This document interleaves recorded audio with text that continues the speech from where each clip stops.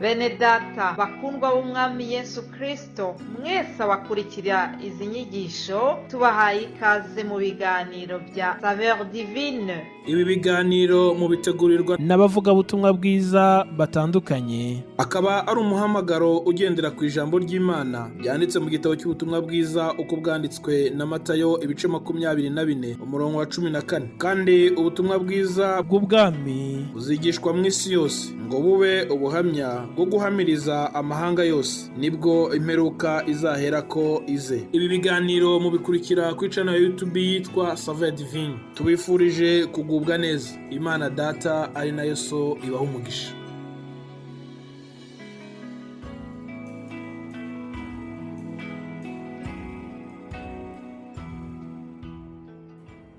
Yesu ashimwe bakundwa nshuti z'umusaraba abakurikira ibi biganiro byacu bya Saveur Divine. Ndabaramukije mu izina rya Yesu Kristo. Amahoro ya Yesu nabane namwe aho muherereye hose. Imana ishimwe. Nje kugira ngo tuganire ijambo ry'Imana, tuganire ku rukundo rw'Imana. Nzi neza yuko mutunguwe no kongera kunyumva. Mu bisanzwe mbagezaho ikiganiro cyo kuwa mbere, ariko uyu munsi byabaye ngombwa yuko ngaruka kubasangiza ijambo ry'Imana. Byose ngo bihuriza hamwe kutuzanira ibyiza. Ku bakunda Imana byose bihuriza hamwe kutuzanira ibyiza. Gahunda rero hari yahindutse gatoya, ariko ni amahoro.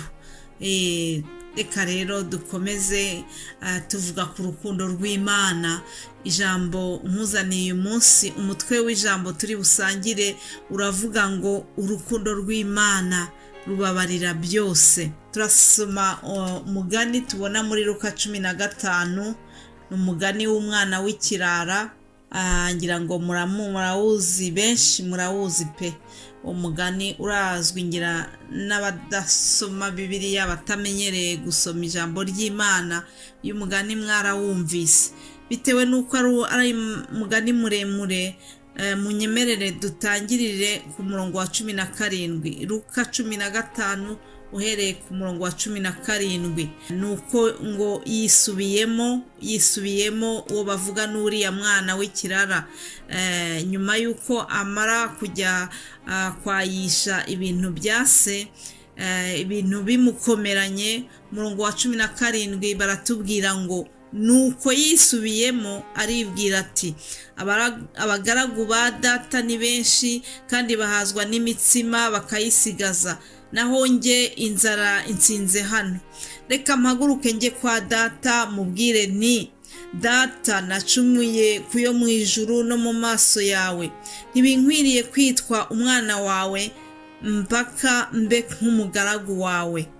Arahaguruka ajya kwa se. Agituruka kure aramubona, aramubabarira, arirukanka, aramuhobera, aramusoma. Haleluya. Uwo mwana aramubwira ati, data nacumuye kuyo mu ijuru no mu maso yawe, ntibinkwiriye kwitwa umwana wawe. Ariko se abwira abagaragu be ati, mwihute muzane vuba umwenda uruta iyindi, mumwambike n'impeta ku rutoki n'inkweto mu birenge, muzane n'ikimasa kibyibushye mukibage, turye twishime, kuko uyu mwana wanjye yari yarapfuye none akaba azutse, yari yarazimiye none arabonetse. Nuko batangira kwishima. Imana ishimwe cyane. Tubonye rero uko byagenze uyu mwana ngo asubiye iwabo mu rugo.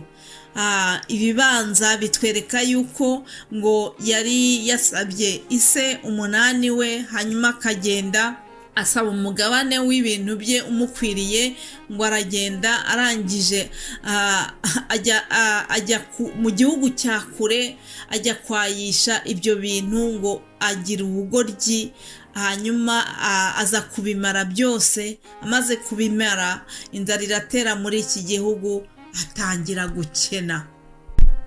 Nshuti zanjye, ndagira ngo nkubwire ko uyu mwana w'ikirara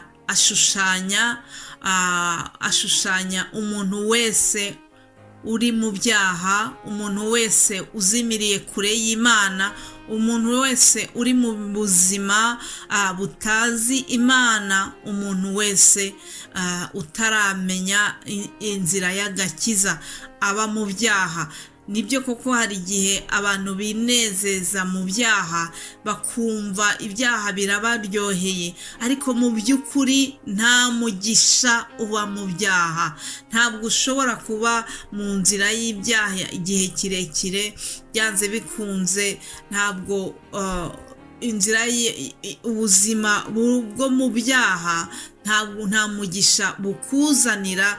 Ushobora kwibeshya ukagira ngo ni byiza, ariko mu by'ukuri Satani aba ari kukubeshya. Rero uyu mwana icyiza cyabaye ni uko ngo yageze aho akisubiramo, yisubiyemo aravuga ati uko biri kose kwa data iwacu mu rugo nari meze neza kurushaho. Ni byiza iyo umuntu afashe ingamba akavuga ati ngiye kureka ibyaha, ngiye gusubira niyunge n'Imana. Umuntu umwe yaravuze ati Imana yanga ibyaha ariko igakunda umunyabyaha. Rero iyo umunyabyaha agiriwe ubuntu, umwuka wera akaba yamugenderera, akagirirwa ubuntu, akongera akisubiraho, agatekereza, agafata icyemezo cyo kuva mu byaha, inzira yari arimo agakora demi-tour, niko navuga, agahindukira akagorokera data wo mu ijuru. Icyo gihe byanze bikunze Imana nayo iramubabarira ikanezerwa. Uyu mwana niko byamugendekeye rero.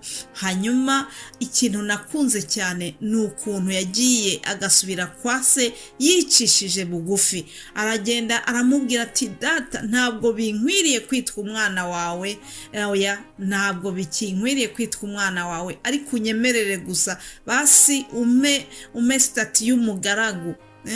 Urumva yagiye aciye bugufi cyane, umutima we wamwemeje yuko yageze kure, ko yakabije.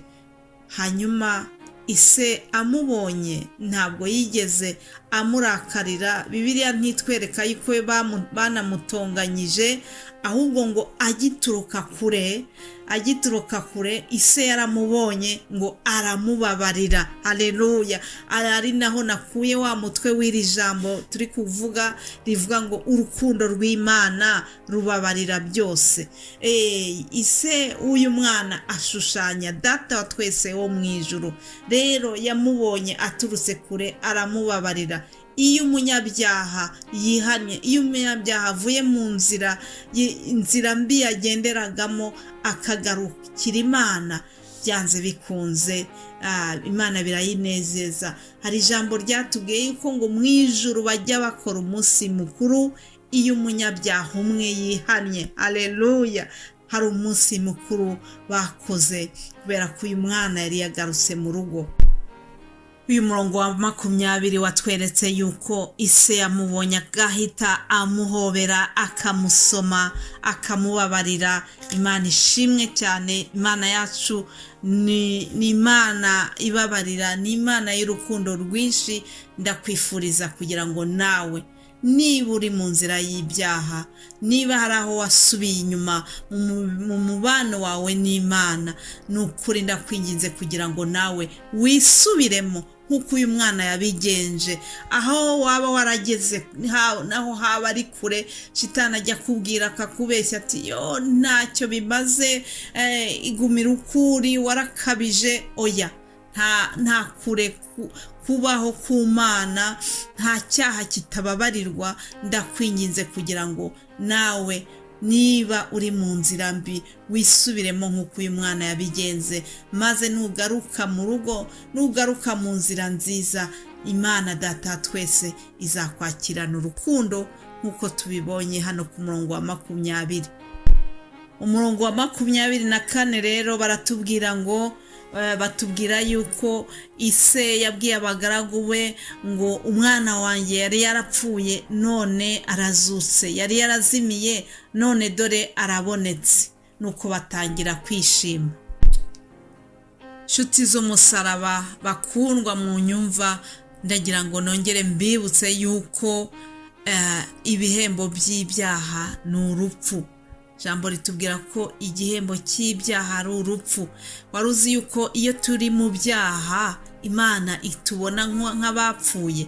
Niyo mpamvu iri jambo ryavuze ngo yari yarapfuye none arazutse. Haleluya. Yari kuva yari mu byaha, igihe cyose yari yarashayishije ari hariya mu byaha, Imana yamubonaga nk'upfuye, ariko kuva afashe icyemezo cyo kongera kugaruka mu rugo ni ikimenyetso cy'uko yihannye, n'ikimenyetso cy'uko warapfuye azutse. Imana ishimwe. Nuko rero ngo batangira kwishima. Ibyakurikiyeho byerekeranye na murumuna we, umuvandimwe we, uburyo yareyajize ntabwo turi bubivugeho, ariko icyo nagambiriye kuganira namwe n'iri jambo rivuga ngo urukundo rw'Imana rubabarira byose. Twabonye yuko rero uyu mubyeyi, uyu mupapa yakiriye umwana we akamubabarira, akamuhobera n'umunezero mwinshi, bishushanya yuko na Data wa twese wo mu ijuru iyo twiyemeje kuva mu byaha nawe aranezerwa, ndetse mu ijuru hakaba umunsi mukuru. Ndakwifuriza kugira ngo nawe niba hari icyaha wagenderagamo ubigenze nk'uyu mwana uko yabigenze, wisubiremo ugaruke kwa Data, arakwakirana urukundo rwinshi.